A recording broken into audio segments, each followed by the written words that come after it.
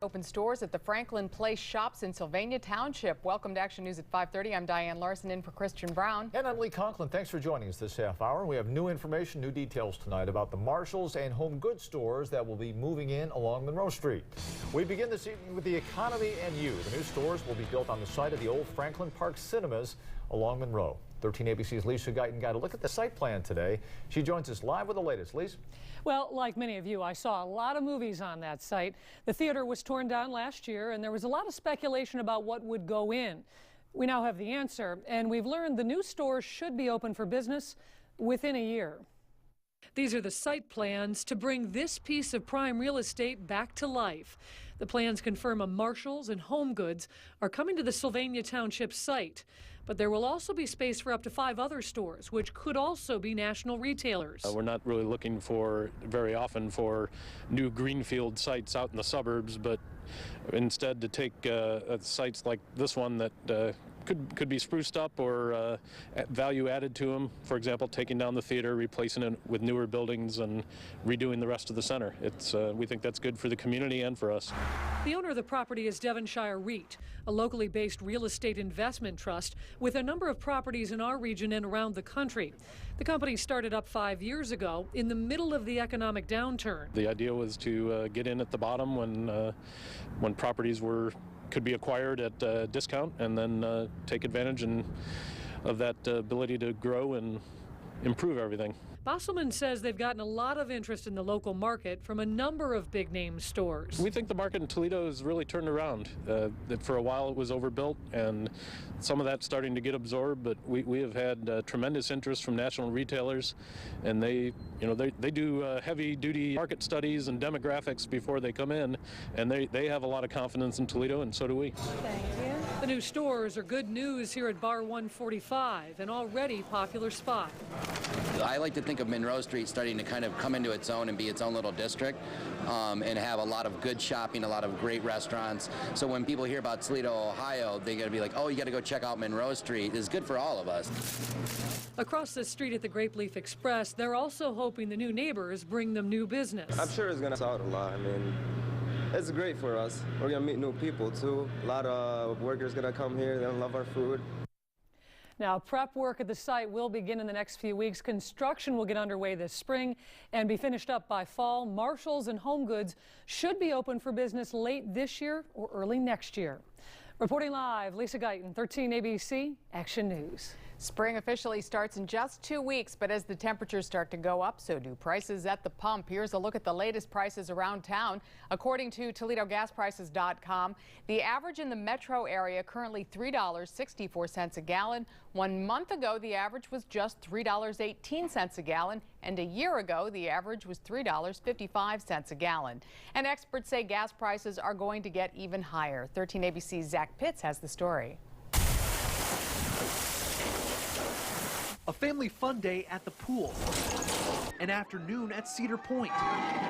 Just a few of the things you may be looking forward to when the cold weather stops and the temperatures heat up.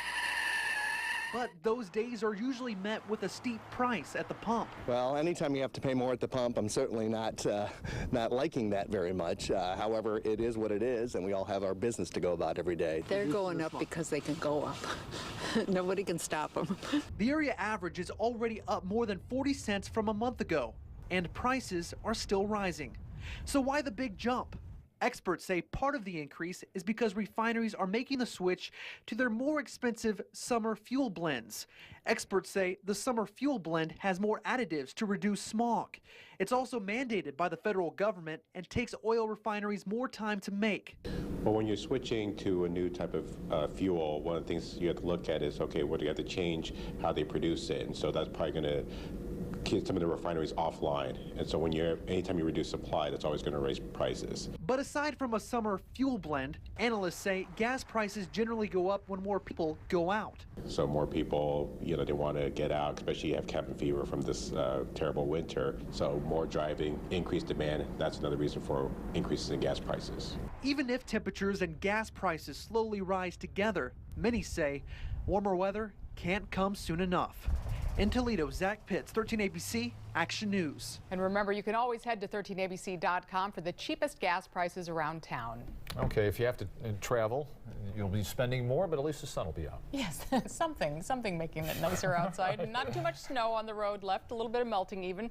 Let's go live outside to Chief Meteorologist Jay Birschbach with weather in the weather. Jay. Hi, Diane. Yeah, it's chilly out here with that northeast breeze, but otherwise a nice deep blue sky. Skies couldn't be clearer at this point, and just a few clouds tonight, but snow-free. So as you wake up tomorrow, it'll be chilly but dry. Right now on live Doppler 13,000 HD, we're in the lower 20s, including here at this location in West Toledo.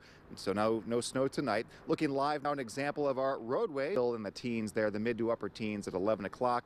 Mainly clear skies as the winds die down tonight. Tomorrow, the warmest day of the week, and we are tracking some light snow for the weekend. We'll update any accumulations and time that as it moves in and moves out with Predictor. All that and much more in a little bit. We'll see you then. And as Jay said, pretty cold out there still, especially on the lake shore. And the ice near Toledo's harbor is some of the thickest out there at nearly 2 feet.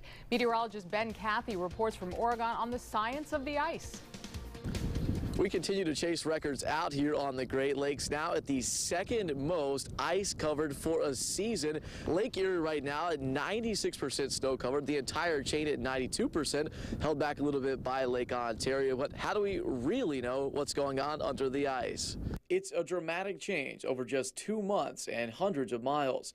These images from NASA's high-powered MODIS satellite are best seen on a clear day, both from an eye in the sky and a lens on the ground. A rare east wind howling here at Maumee Bay State Park and across all of Lake Erie. There's some open water way east of here. This bay itself completely frozen over, but that open water headed our way could lead to more ice. Some of the thinnest ice pack is just across the Canadian border from Cleveland. That's also where the strongest winds help nudge the ice west. The wind forecast will push higher gusts right back over our islands in the coming hours. That's likely to cause some cracking and crushing, even though widespread melting is not likely. These maps come from the Great Lakes Environmental Research Lab. They're created just minutes away in Ann Arbor with help from the Weather Service office in Cleveland. They estimate thickest Erie ice to be almost 2 feet thick. But since almost every buoy is picked up before winter to avoid damage, the forecast is just that, an estimate. There are also vital forecasts for early and late season shipping when spray ice becomes a concern. The ice along the western side of Lake Erie is some of the thickest in the entire Great Lakes chain, but still some people along the islands need a little extra hand. Meteorologist Ross Ellett takes you up in the sky for a look at the supply chains in just 30 minutes. Reporting in Maumee Bay State Park, I'm meteorologist Ben Cathy, 13ABC Action News. South Carolina mom is undergoing a mental evaluation after she drove her minivan into the ocean with her 3 young kids inside. Are they saying help? Well, you hear the kids yelling there. Several people rushed to rescue the children. Investigators and social welfare workers trying to figure out if Ebony Wilkerson should be charged or if she's suffering from some sort of a mental health issue. Wilkerson told police she was fleeing from her ex-husband and trying to find a safe place. I was telling her that you have to get out of the water. The kids are scared. This is, the police are coming. You're not supposed to be in the water. She looked at us with this blank look, and it was just scary. She just kept repeating that they were okay and they were fine. The children are now in custody with social services employees. Authorities in Nigeria punished 4 men for being homosexuals. The men were publicly whipped for their sexuality. A spokeswoman for a human rights network says the men will go to jail and face humiliation and more beatings if they don't pay a fine. Nigeria toughened its laws against homosexuals back in January. The 4 men are among dozens arrested since then. Gays can now be sentenced to death under Islamic Sharia law in some Nigerian states. State leaders are taking the president's advice and acting on upping the minimum wage instead of waiting on Congress. Hawaii's state legislature is the latest to raise the minimum wage to $10.10 an hour over the next few years. Maryland lawmakers are considering a similar proposal. Negotiations are underway in Minnesota that could raise the minimum wage there to $9.50 an hour. Cities like Chicago and Seattle are also pushing for change. Staples is the second retailer this week to announce hundreds of its stores will close. The office supply chain announced 225 stores will close in North America. It's about 12% of the company's stores. Staples hoping some closures will save $500 million a year. 13 ABC reached out to a local Staples to find out if it will be affected, but no word on that so far. Safe to say nearly every young girl plays with Barbies, but a new experiment shows that playing with Barbie could limit how girls view their career choices. The experiment was conducted at Oregon State University. Young girls played with either Barbie or Mrs. Potato Head. Researchers reported girls who played with Barbie thought that they could do fewer jobs than boys. Those with Mrs. Potato Head thought they could do about the same.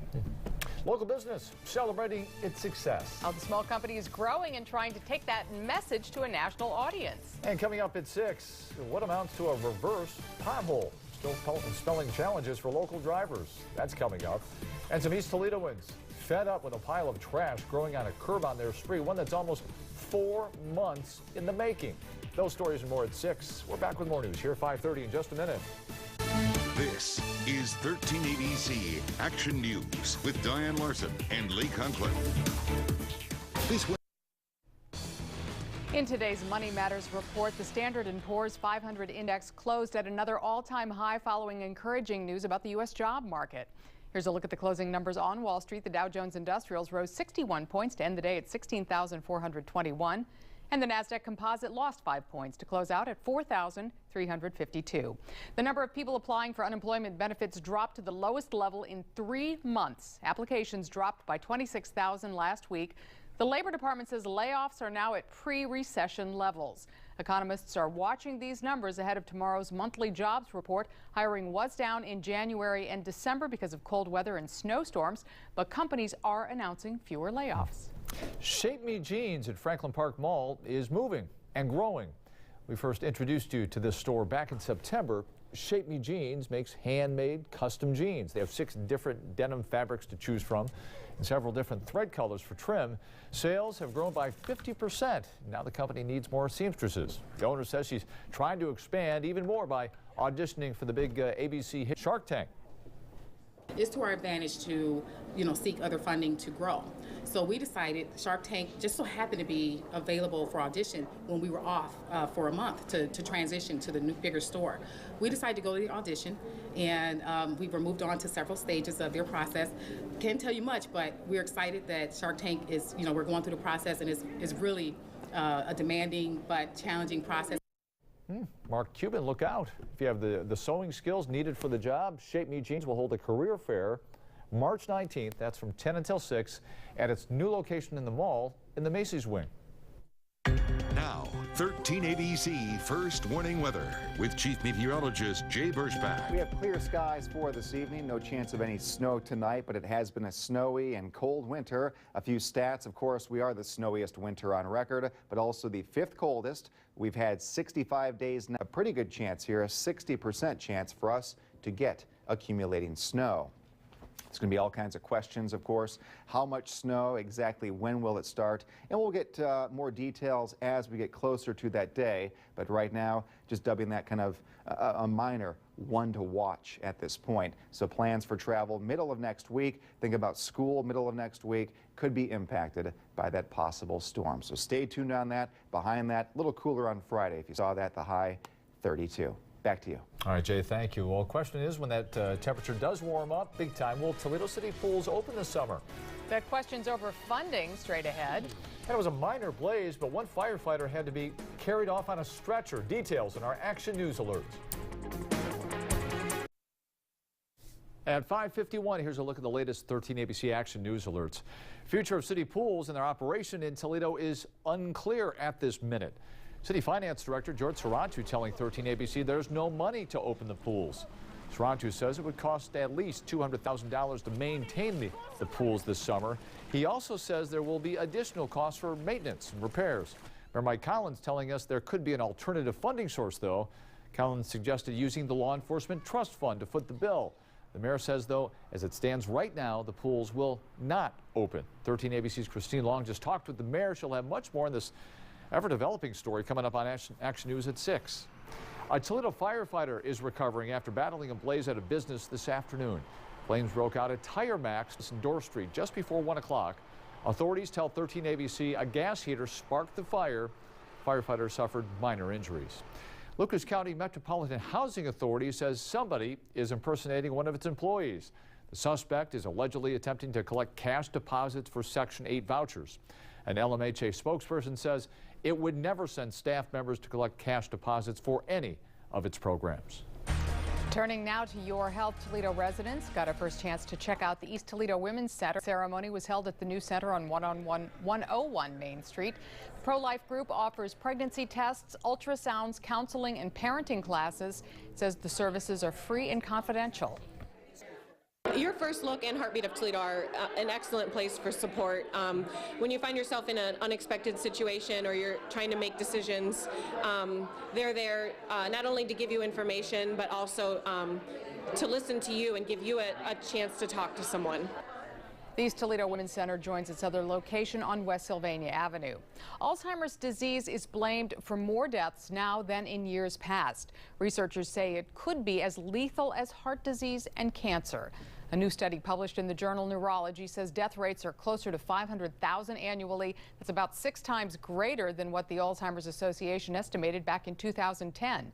Researchers say deaths from Alzheimer's disease are underreported since medical examiners typically only list the immediate cause of death, a heart attack or pneumonia. Well, some things look delicious, some look interesting. Now we're talking about cuisine from around the world. That's the focus of one lesson at Penna Career Center. Brightside, straight ahead. Let's go! Students prepare food from around the world. And a special send-off for a local sports team. Here's your Thursday Brightside. Northview hockey team going to the state championship games for the Final Four. This morning, the entire school held a send-off assembly to wish the players good luck. Team left for Columbus today for their first game tomorrow. And if the Wildcats beat St. Charles in Columbus, Northview goes on to the state championship game on Saturday. Games take place at the Nationwide Arena. Bryan High School junior Scott Jones is the winner of a national art contest. He won the best craft category for the Cleveland Institute of Art's 2D, 3D National Art and Design Competition. Jones got a $500 prize. High school seniors studying culinary arts at Penna Career Center prepared delectable dishes from across the globe. Students have spent the past couple of weeks researching foods from foreign nations. They held a sampling event today called Taste of the Nations. The students pick their own countries, so each year it kind of varies. This is the 5th year that we've done this. We have some interesting things. This year Australia is featuring alligator, which is fun. The kids were really excited about doing that. We also have Thailand and Vietnam, so we've got some ethnic, some Asian style cuisine there. Alligator, Diane. Sampling continues tomorrow from 11 until 1. Samples range from just 50 cents to $1.50. And coming up at 6, we are following a developing story out of the city of Toledo. Yeah, the budget crunch putting the herd out of city pools, but there could be another option to keep them open. We're following the latest developments changing by the minute this afternoon. Plus, a local middle school closed for the rest of the week, but not because of weather. The illness suspected of keeping dozens of students out of class. And the new brew in town, the plan to bring a new craft brewery to Toledo. Thanks for joining us on Action News at 5:30. 13 ABC Action News at 6 coming right up.